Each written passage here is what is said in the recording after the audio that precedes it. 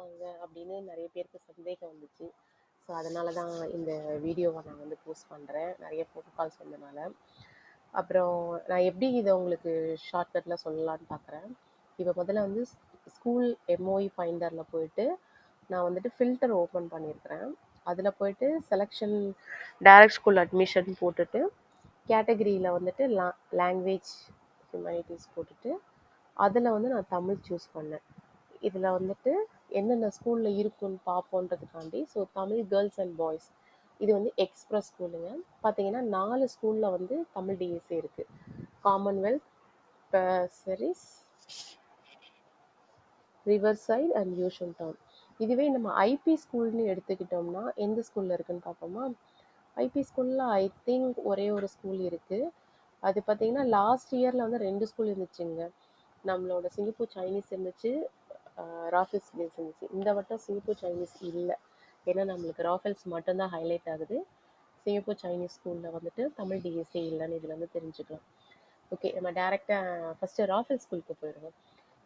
நான் என்னோட ஃப்ரெண்ட்ஸு என்னோட சர்க்கிளில் இருந்தவங்க இதை அட்டன் பண்ணி எனக்கு தெரிஞ்சு ஒரே ஒரு பொண்ணு செலக்ட் ஆகிருந்துச்சு. கிட்டத்தட்ட ஒரு 4 இயர்ஸ் இருக்கும் அந்த பொண்ணு செலக்ட் ஆகி. அவங்க எப்படி டிஸ்கஸ் பண்ணாங்கன்னு சொல்லிட்டு என்கிட்ட ஷேர் பண்ணாங்க. அது பார்த்தீங்கன்னா இது ஒரு ஐபி ஸ்கூல்ன்றனால எல்லா சப்ஜெக்ட்லேயுமே வந்து நம்மளோட மார்க் வந்து அந்த பொண்ணு வந்து 90 தான் வச்சுருந்துச்சு, 90க்கு மேலே தான் வச்சுருந்துச்சு. எல்லாத்துலேயுமே AL1 வந்து டார்கெட் ரீச் பண்ணிருந்துச்சு.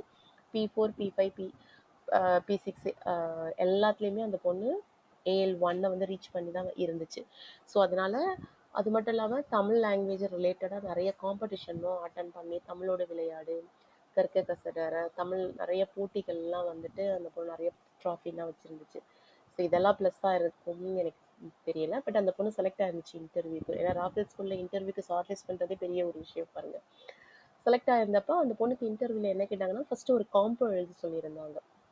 காம்போவும் பார்த்தீங்கன்னா என்ன மாதிரி கேட்டிருந்தாங்க கூட எனக்கு நல்லா ஞாபகம் இருக்குது.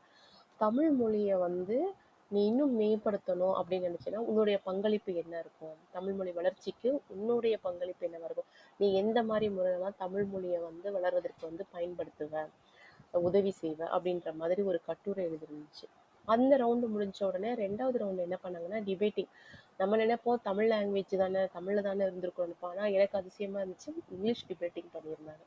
இன்னொரு பொண்ணுக்கும் இந்த பொண்ணுக்கும் ஒரு டைட்டில் கொடுத்து ஒட்டி பேசணும் வெட்டி பேசணும்னு சொல்லிட்டு பேச சொல்லியிருக்காங்க. ஸோ ராஃபெல் ஸ்கூலில் வந்து தமிழ் லாங்குவேஜோடையும் இதையும் டெஸ்ட் பண்ணியிருக்கிறாங்க, ஆங்கிலத்தையும் டெஸ்ட் பண்ணியிருக்கிறாங்க. ஆனால் அந்த பொண்ணு செலக்ட் ஆயிடுச்சுங்க.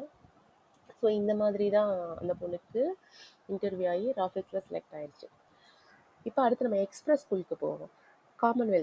காமன்வெல்த்தில் எனக்கு தெரிஞ்சு நான் ட்ரெயின் பண்ணவங்களே 2-3 பேர் செலக்ட் ஆகிருக்கிறாங்க. ஸோ அவங்கெல்லாம் வந்து எப்படின்னா ஏஎல் ஸ்கோர் வந்து எவ்வளோ எடுத்திருந்தாங்கன்னா நார்மலாக வந்து 12க்குள்ளே இருந்துச்சு, 12-13க்குள்ளே இருந்துச்சு. அப்போ ஒரு கேட்டகரியிலையும் என்ன ரேஞ்ச் 80 அந்த ரேஞ்ச், 75 ரேஞ்ச் அந்த ரேஞ்சில் இருந்து இருந்தாங்க. தமிழில் வந்து அவங்க ஹையர் தமிழ் எடுத்திருந்தாங்க, 85க்கு மேலே தான் ஸ்கோர் பண்ணியிருந்தாங்க. ஸோ அந்த பொண்ணை வந்து அப்ளை பண்ணுச்சு. ஸோ நம்ம எப்பயுமே எந்த ஸ்கூல்லையுமே ஒரு டேலண்ட் டிஎஸ்சி அப்ளை பண்ணுறோம்னா நம்ம ஸ்கூலோட அதாவது நம்ம எடுக்கிற மார்க்கோட ரேஞ்சும் அந்த ஸ்கூலோட ஏஎல் ரேஞ்சும் ஒரே மாதிரி இருக்கான்னு பார்த்துக்கோங்க. ரொம்ப கம்மியாகவும் இல்லாமல் ரொம்ப அதிகமாகவும் போகாமல் இருந்தீங்கன்னா உங்களுக்கு இன்டர்வியூ சான்ஸ் ரொம்ப ஹையாக கிடைக்கும். ஏன்னா அந்த டிஎஸ்சியில் வந்து 100 பேரை செலக்ட் பண்ண மாட்டாங்க, ஒருத்தர் 2 பேர் 3 பேர், அதிகபட்சம் 3 பேர். அது ரொம்ப டஃப் காம்படிட்டராக இருந்து நல்லா இருந்தால் தான் எடுப்பாங்க, இல்லாட்டா ஒருத்தர் 2 பேர் தான் எடுப்பாங்க. அதனால் ரொம்ப சான்சஸ் கம்மி தான். ஸோ அதனால் முடிஞ்சளவு உங்களோட என்ன லெவல் இருக்குது, ஏஎல் P4 P5 அந்த மாதிரி ஸ்கூலில் இருக்கிற ஏஎல் லெவலை சூஸ் பண்ணிங்கன்னா பெட்டர், உங்களுக்கு சான்ஸ் கிடைக்கும். ஆனால் இதுதான் லைஃப் அப்படின்றது கிடையாதுங்க. இதை நம்ம ஸ்கிப் பண்ணாலுமே பிஎஸ்எல்ல நல்ல ஸ்கோர் எடுத்து நல்ல ஸ்கூலில் நம்மளுக்கு கிடைக்கலாம். ஏன்னா ஒரு ஸ்கூல்லேயும் 400லேருந்து 300 ஸ்டூடெண்ட்ஸ் வந்து ரிஜிஸ்ட்ரேஷன் பண்ணுவாங்க. ஸோ டிஎஸ்ஐயில் மட்டும் எடுக்கிறது என்யூஎஸ்ஐயும் எஸ்எஸ்டியும் மட்டும்தான். அதர் ஸ்கூல் எல்லா ஸ்கூலுமே நீங்கள் பிஎஸ்சியில் நல்ல ஸ்கோர் எடுத்தீங்கன்னா பிளேஸ்மெண்ட் ஆவீங்க. ஸோ காமன்வெல்த்தில் என்ன கேட்டிருந்தாங்கன்னா சேம் இதே தான், ஒரு காம்போ தான் ஃபஸ்ட்டு எழுத சொல்லியிருந்தாங்க. அவங்க பார்த்தீங்கன்னா ஒரு குடும்ப பிணைப்பை பற்றி எழுத சொல்லியிருந்தாங்க, இல்லாட்டின்னா சம்திங் ஏதாவது ஒரு விழாவை பற்றி எழுத சொல்லியிருந்தாங்க, பொங்கல் விழா அந்த மாதிரி இருந்துச்சு. ஸோ நீங்கள் காம்போ எப்படி எழுதுறதுங்கன்றதை வச்சு தான் உங்ககிட்ட அடுத்த வந்து பர்சனல் கொஸ்டின் வரும். நீங்கள் நல்ல காம்போ எழுதணும்னா முக்கியமாக வந்து இனிய சொற்றொடர் பயன்படுத்தணும், உங்களோட ஒரே மாதிரி ஒரு இனிய காலை பொழுதுன்னு ஆரம்பிக்காம ஒரு ஃப்ளாஷ்பேக் காம்போவோ, பின்னோக்கு சிந்தனை உள்ள காம்போவோ, இல்ல கான்வர்சேஷன் உரையாடல் ஆரம்பிக்கிற கட்டுரையாவோ, இந்த மாதிரி எழுதுனீங்கன்னா இன்னும் உங்க கட்டுரைக்கு வந்து அதிகமா பாயிண்ட்ஸ் வரதுக்கு இருக்கும். இப்ப திருக்குறளோ பழமொழியோ பயன்படுத்தின இந்த மாதிரி தமிழ் வச்சு போனீங்கன்னா ஸோ காம்போ நல்லா ட்ரெயின் பண்ணி நல்லா எழுதுனீங்கன்னா அதுக்கப்புறம் உங்களை பேச சொல்லுவாங்க, உங்ககிட்ட பர்சனல் கொஸ்டின் கேட்பாங்க. என்ன மாதிரி தமிழ் மொழிக்கு நீ பயன்படுத்து, ஏன்னா நம்ம ஒரு தடவை சைன் பண்ணிட்டோம்னா அந்த 4 வருஷமும் அந்த தமிழ் லாங்குவேஜோட சிசிஏல தான் நம்ம வந்து இருந்தாகணும். அதுக்காக எல்லா காம்படிஷன்லையும் நம்ம அட்டன் பண்ணணும், அதுக்கு நம்ம எஃபர்ட் போடணும். அதையும் பார்த்துக்கோங்க. ஸோ உண்மையிலேயே உங்களுக்கு நல்ல இன்ட்ரெஸ்ட் இருக்குது, தமிழில் நல்லா பண்ணுவீங்க, அது உங்களுக்கு ஒரு பேர்டனாக இருக்காது அப்படின்றவங்க கண்டிப்பாக சேரலாம். சரிங்களா? அதை தவிர்த்து ஸோ ஜென்ரலாக வந்து எந்த காம்போ எந்த டைட்டில் கொடுத்தாலும் உங்களால் வந்து அந்த கருத்துக்கள் கண்டென்ட் கரெக்டாக எழுத முடியும் அப்படின்னா மட்டும் அந்த தமிழ் டிஎஸ்சி அப்ளை பண்ணுங்க.